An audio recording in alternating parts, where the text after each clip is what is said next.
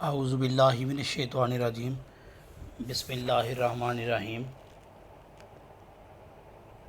اللہم صلی علی محمد وآل محمد۔ السلام علیکم ڈیئر اسٹوڈنٹس،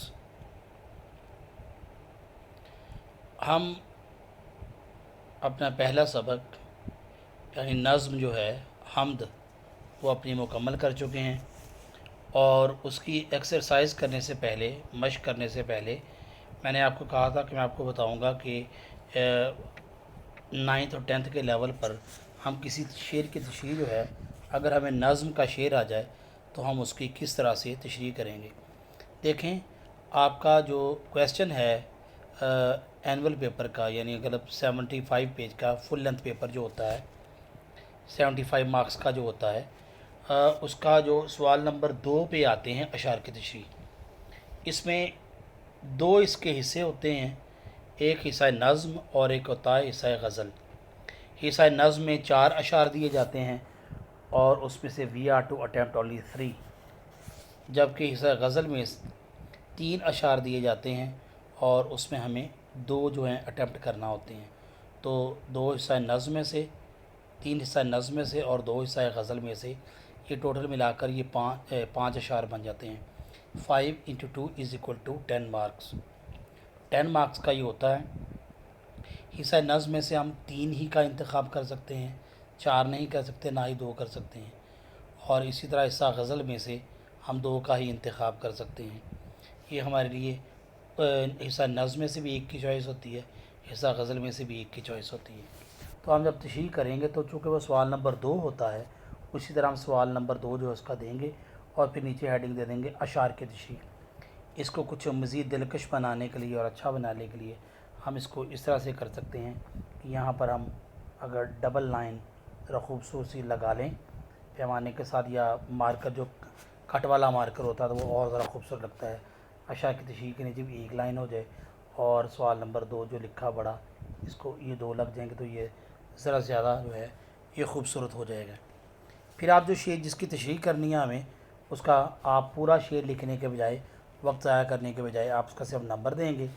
جیسے فرض کیا یہ 1 نمبر ہے تو آپ اس کا اس طرح سے نمبر دیں گے اور آگے لکھ دیں گے قبضہ ہو دلوں پر، پورا لکھنے کے بجائے مصرع آگے ڈیش دے دی۔ اس طرح ایک بندہ ہے نافرما، آگے ڈیش کر دی۔ آپ 1 لفظ بھی لکھ سکتے ہیں، 2 بھی لکھ سکتے ہیں، وقت بچانے کے لیے پورا لکھنے کی ضرورت نہیں ہے۔ پھر اس کے بعد لائنیں نہیں چھوڑیں گے۔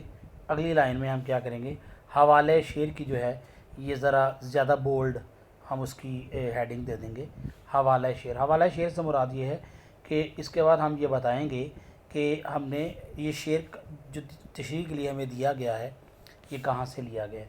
تو حوالہ شعر میں اس کی 2 ذیلی سرخیاں ہوتی ہیں، سب ہیڈنگز ہوتی ہیں۔ ایک ہے نظم کا عنوان اور دوسرا ہے شاعر کا نام۔ جیسے یہ نظم کا عنوان ہے، حوالہ شعر میں تو آگے ہم کچھ نہیں لکھیں گے، صرف 2 ڈاٹ دیں گے، اور نظم کا عنوان پھر آگے ہیڈنگ ہوگی، اس میں ہم لکھ دیں گے، نظم کے عنوان کے اندر لکھیں گے ہم حمد، اور شاعر کا نام جو ہے وہ شاعر کا نام ہم لکھ دیں گے مولانا الطاف حسین حالی۔ اس کے بعد اگلے کے اندر ہم جو لکھیں گے وہ لکھ دیں گے مفہوم۔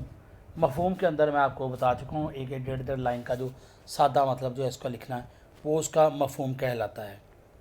اس کے بعد جب تشریح کی باری آئے گی تو تشریح کے اندر میں آپ کو ایک پیراگراف لکھواؤں گا، وہ حمد کا کوئی بھی شعر آ جائے، یعنی مولانا الطاف حسین حالی کی لکھی ہوئی چونکہ یہ ہے، تو اس کا کوئی بھی آ جائے شعر تو آپ کیا کریں گے، وہ ایک چھوٹا سا پیراگراف، زیادہ لمبا نہیں ہوگا، اس کا کوئی بھی شعر تشریح کے لیے آ جائے تو میں 4-5 لائنیں، 3-4 لائنیں جو ہیں اس کو وہ لکھوا دوں گا آپ کو۔ وہ اس شعر کا، حمد کا کوئی بھی شعر آ جائے تشریح کرتے ہوئے، یعنی جب آپ یہ تشریح آپ شروع کریں گے ہیڈنگ ہے یہ والی، اس کے بعد سٹارٹنگ میں وہ 3-4 لائنیں لکھیں گے، پھر نیا پیراگراف جو ہے تشریح شروع، یہ بھی تشریح کا حصہ ہوگا لیکن وہ شاعر کا تعارف نہیں ہوگا۔ اس میں ہم جو میں آپ کو پیراگراف لکھواؤں گا اس کے اندر تعارف ہوگا شاعر کا، لیکن شاعر کی شاعری کا تعارف ہوگا کہ شاعر نے کس انداز سے جو ہے اس کا شاعری کا انداز کیا ہے، کس انداز سے جو ہے وہ لکھتے ہیں، یہ ساری چیزیں اس طرح سے جو ہیں وہ آ جائیں گی۔ تو وہ پیراگراف جو ہے یہاں پر ہمارا پیراگراف جو آ جائے گا تو اس کے اندر ہم یہاں پر پیراگراف کے اندر ایک پیراگراف جو اس کا چھوٹا سا دے دیں گے، اور اس کے بعد جہاں بھی وہ پیراگراف ہوگا ہم اس کی تشریح جو ہے اس کو آگے سے وہ شروع کر دیں گے اس کی تشریح کو.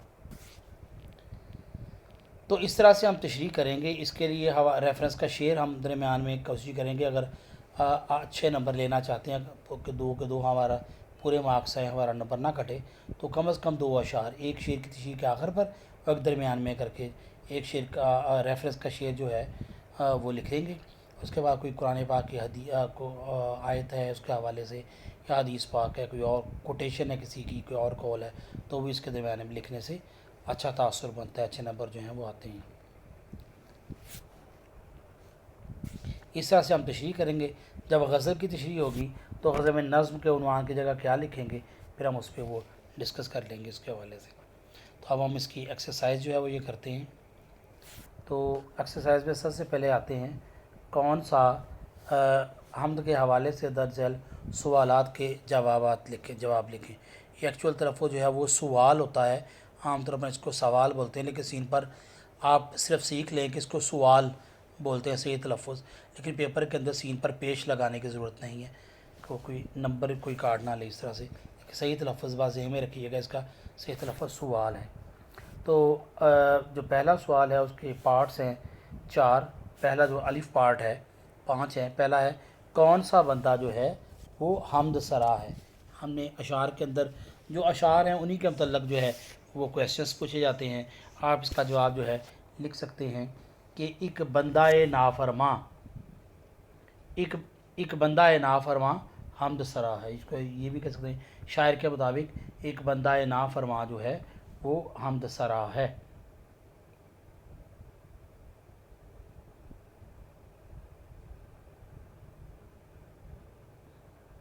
ایک بندہ نافرماں جو ہے وہ حمد سرا ہے.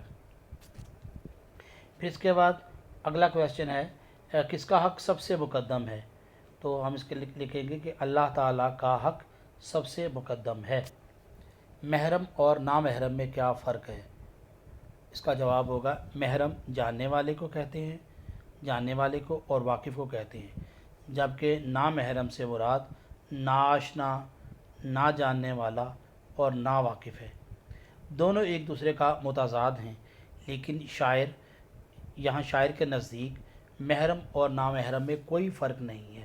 اس کی وجہ یہ ہے کہ جس کو اللہ تعالیٰ کا راز معلوم ہو گیا وہ بیان نہیں کر سکتا, بلکہ اسے چپ سی لگ جاتی ہے. اسی طرح واقف اور ناواقف پھر دونوں ہی برابر ہو جاتے ہیں. ٹھیک ہے, یہ جواب اس کا ختم ہو گیا. یعنی اس سے مراد یہ ہے کہ جو جان لیتا ہے اس پر ویسے سختہ طاری ہو جاتا ہے اللہ تعالیٰ کی شان کو دیکھ کر, وہ بیان نہیں کر پاتا, اور جو نہیں جانتا وہ ویسے ہی ظاہر ہے.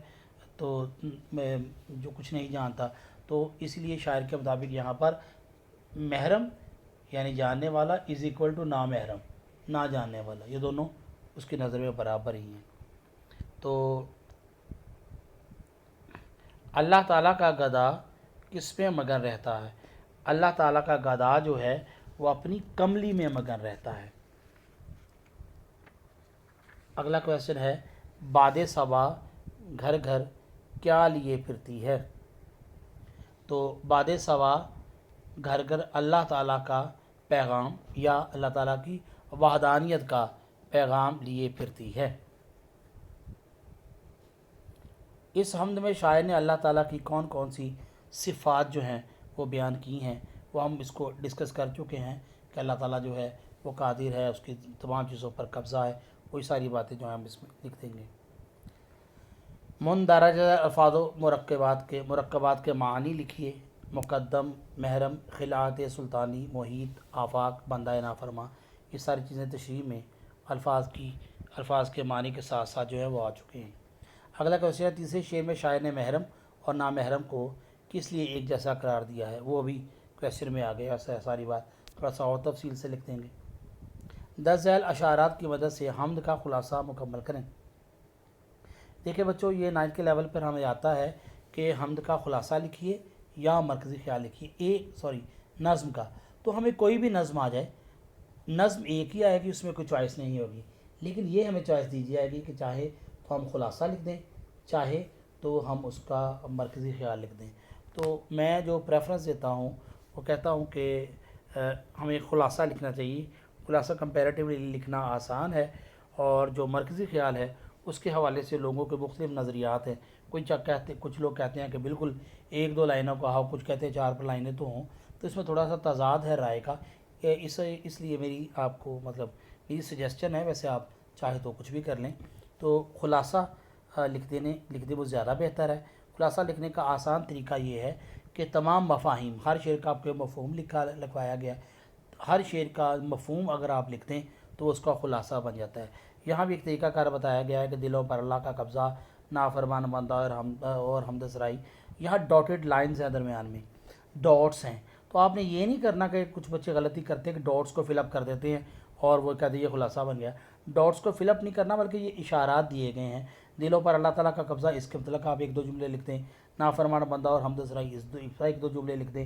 اللہ کی بندگی کا حق کس طرح سے ادا ہو، اس پر 1-2 جملے. اس طرح یہ تمام جملے لکھنے سے ہمارا جو ہے وہ خلاصہ بن جائے گا.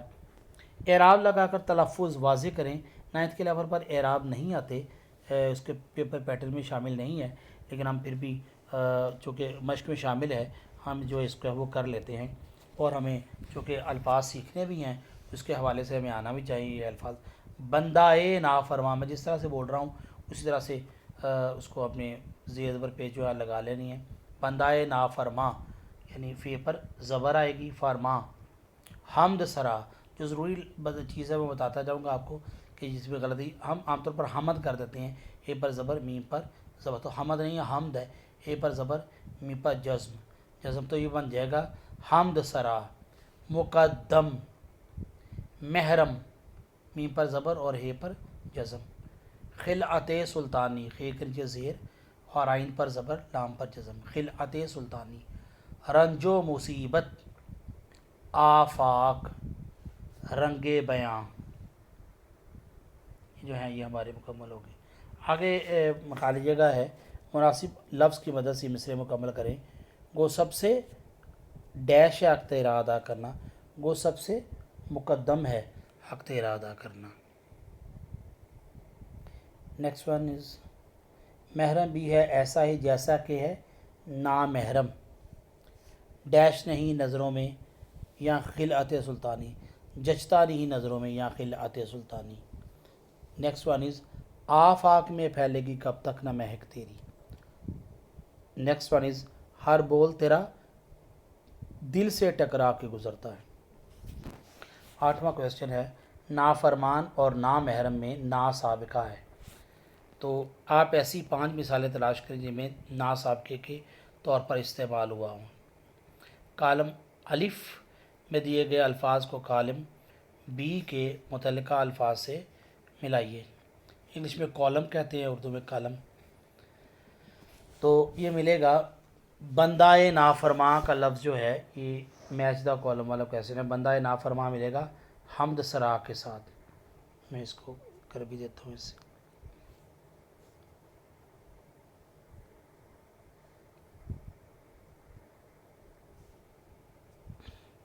بندہ نافرما ملے گا حمد سرا کے ساتھ، اس طرح سے. مقدم حق کے ساتھ، وہ سب سے مقدم ہے حق تیرا ادا کرنا، حق کے ساتھ ملے گا. یہ محرم کا لفظ ملے گا نامحرم کے ساتھ. محرم کا لفظ جو ہے یہ محرم کا لفظ یہ نامحرم کے ساتھ مل گیا.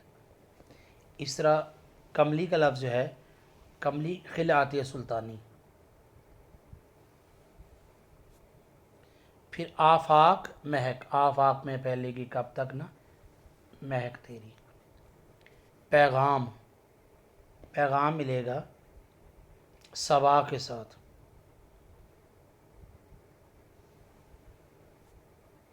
بول ملے گا رنگ بیاں. ہر بول تیرا دل سے ٹکرا کے گزرتا ہے، کچھ رنگ بیاں حالی ہے سب سے جدا تیرا.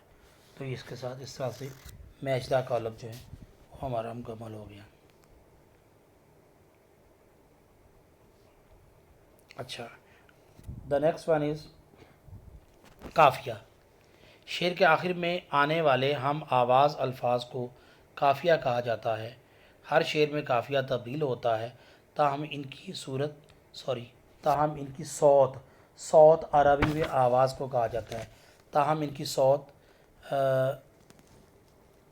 ایک جیسی رہتی ہے، یعنی آواز ایک جیسی رہتی ہے۔ قافیہ کی جمع قوافی ہے۔ قافیہ کی چند مثالیں دیکھیں۔ اگر آپ اپنی نظم پر بھی غور کریں تو ہوتا کیا ہے، تو قافیہ یہ ہوتا ہے، ایک ہوتی ہے ردیف پہلے، یہ قافیہ سے پہلے ردیف سمجھنا ضروری ہے کہ ہم جو قافیہ اور ردیف شعر کے اندر جو ہوتا ہے، یہ ردیف بعد میں آتی ہے، ہم پہلے ردیف والا جو ہے نا پیج وہ کر لیتے ہیں، ردیف پہلے پڑھتے ہیں، پہلے اس کو کر لیتے ہیں۔ ردیف کے لغوی معنی ہوتے ہیں جو ڈکشنری کے اندر میننگز پائے جاتے ہیں، لغت کے اندر، لغت اردو میں لغت، انگلش میں ڈکشنری کہا جاتا ہے۔ جو اردو ہوتی ہے وہ لغت ہوتی ہے، لغات، اور اسی طرح جو انگلش میں ڈکشنری کہا جاتا ہے اسے۔ تو ردیف کے لغوی معنی سوار کے پیچھے بیٹھنے والے کے ہیں۔ لغوی معنی ہے، ڈکشنری میں اگر میننگ دیکھیں تو اس کی کیا میننگ ہے؟ شعراء کے نزدیک شعر کے آخر میں آنے والے لفظ یا الفاظ، یہ یہاں سمجھے ایک بھی ہو سکتا ہے لفظ، یہ زیادہ الفاظ بھی ہو سکتے ہیں۔ الفاظ کے مجموعے کو ردیف کہا جاتا ہے۔ چونکہ یہ لفظ یا الفاظ قافیے کے بعد آتے ہیں اس لیے انہیں ردیف کا نام دیا گیا ہے۔ ہر شعر میں ردیف کا لفظ یا الفاظ ہو بہو دہرائے جاتے ہیں اور ان میں کوئی تبدیلی نہیں ہوتی۔ ردیف کی چند مثالیں یہ ہیں۔ اگر آپ اپنی نظم پر بھی غور کریں، ہوتا یہ ہے کہ یہ ہر شعر کے دوسرے مصرعے میں، پہلے مصرعے میں ایسا نہیں ہوتا۔ یہ یہاں کیوں ہے یہ میں آپ کو بعد میں بتاتا ہوں کہ اس کے دونوں مصرعوں میں قافیہ ردیف ہے پہلے شعر میں۔ لیکن اگر آپ اپنی نظم دیکھیں تو نظم کے اندر اگر آپ غور کریں تو صرف پہلے، غزلیں بھی آپ دیکھیں گے آگے، صرف پہلے شعر کے دونوں مصرعوں میں، عموماً یہ پہلا ہوتا ہے لیکن یہ بعد میں بھی آ سکتا ہے، تو غزل میں یا نظم میں ایک شعر ایسا ہوتا ہے کہ جس کے دونوں مصرعوں میں قافیہ اور ردیف ہوتی ہے۔ اچھا، اب اس کو چھوڑ کے پہلے یہ دیکھتے ہیں کہ یہ جو ہے نہیں آتی، اگر یہ ہم پوری غزل دیکھیں گے نا تو ہر ایک کے اندر نہیں آتی ہر شعر کے دوسرے مصرعے کے آخر پر آتا ہے۔ تو ہر شعر کے دوسرے مصرعے کے آخر پر، پہلے شعر میں ایسا نہیں پہلے مصرعے میں ایسا نہیں ہوتا، ہر شعر کے دوسرے مصرعے کے آخر پر ایک لفظ، دو یا تین الفاظ بھی ہو سکتے ہیں جو ہو بہو سیم ٹو سیم ریپیٹ ہوتے ہیں۔ پہلے شعر میں بھی ایسا، دوسرے میں بھی، تیسرے میں، چوتھے میں، ہر شعر کے دوسرے مصرعے میں وہ سیم ٹو سیم ریپیٹ ہوتے ہیں، وہ ردیف کہلاتے ہیں۔ جیسے اس کی ردیف ہے نہیں ہے۔ اب یہ ایک اور ہے، یہ دیکھیں اسی کی ہے، اسی کا موت کا ایک دن معین ہے، نیند کیوں رات پر نہیں آتی، اس کے دیکھیں صرف دوسرے مصرعے میں ہے نہیں آتی۔ پھر تیسرا جو ہے، پہلے آتی تھی حال دل پہ ہنسی، اب کسی بات پہ نہیں آتی۔ تینوں ایک ہی غزل کے شعر ہیں، تینوں شعروں کے دوسروں مصرعوں میں، پہلے میں ایک وجہ سے ہے، جب میں مطلب وقت سمجھاؤں گا پھر آپ کو یہ بتا دوں گا۔ پہلے شعر کے اندر، دوسرے شعر کے اندر، تیسرے شعر کے اندر اگر آپ دوسرے ان کے مصرعوں کو دیکھیں تو اینڈ پر سب میں نہیں آتی جو ہے وہ ریپیٹ ہو رہا ہے، سیم ٹو سیم یہ ریپیٹ ہوتا ہے، تو اس کو ردیف کہا جاتا ہے۔ ردیف سے یہ ایک دو تین الفاظ بھی ہو سکتے ہیں، لیکن جب ردیف سے پہلے والا جو لفظ ہوتا ہے یہ ایک تو سیم ٹو سیم نہیں ہوتا، یہ رائمنگ ورڈز ہوتے ہیں، جسے انگلش میں رائم کہا جاتا ہے۔ رائمنگ ورڈز، جو رائمنگ ورڈز ہوتے ہیں یعنی یہ سیم الفاظ نہیں ہوتے، وہ اس کی ساؤنڈ سے دے رہے ہوتے ہیں، سیم آواز دے رہے ہوتے ہیں۔ جیسے آپ دیکھیں، اب ہم دوسرے مصرعے کے جو ردیف سے پہلا لفظ دیکھیں گے، یہ ہے نظر، دوسرے میں آ گیا بھر، پھر آ گیا پر، یہ ایک ہی ساؤنڈ دے رہے ہیں۔ دیکھیں نظر، صورت، یہ ایک ساؤنڈ نہیں ہے، نظر، صورت، یہ نظر، بھر، پر، یہ ایک ہی ساؤنڈ دے رہے ہوتے ہیں۔ یہ سیم ٹو سیم الفاظ نہیں ہوتے، یہ ہم آواز الفاظ ہوتے ہیں، اور یہ ایک ہی لفظ ہوتا ہے، یہ زیادہ الفاظ نہیں ہوتے، تو یہ کہلاتے ہیں، یہ قافیہ کہلاتا ہے، اور قافیہ کی جمع ہوتی ہے قوافی۔ تو جتنے اشعار ہوں گے اتنے ہی قوافی ہوں گے، ٹھیک ہے۔ تو یہ ردیفہ ہم نے اس لیے پہلے پڑھ لیا، اب ہم پڑھتے ہیں اس کو قافیہ جو ہے پیچھے سے پڑھتے ہیں۔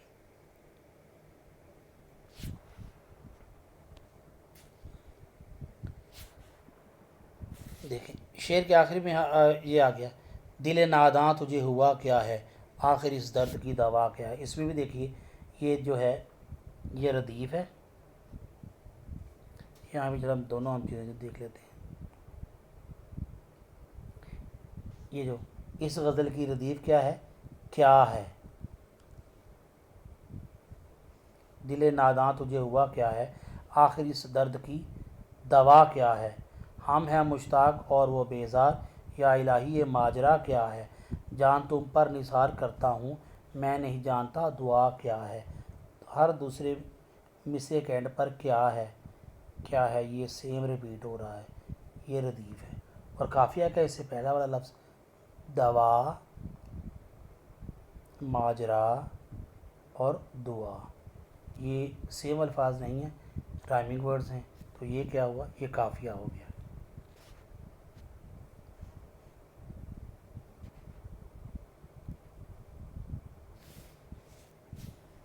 تو ان اشعار میں الفاظ نہیں آتی، ردیف کی مثالیں ہیں، یہ الفاظ بغیر کسی تبدیلی کے ہر شعر میں دہرائے جاتے ہیں۔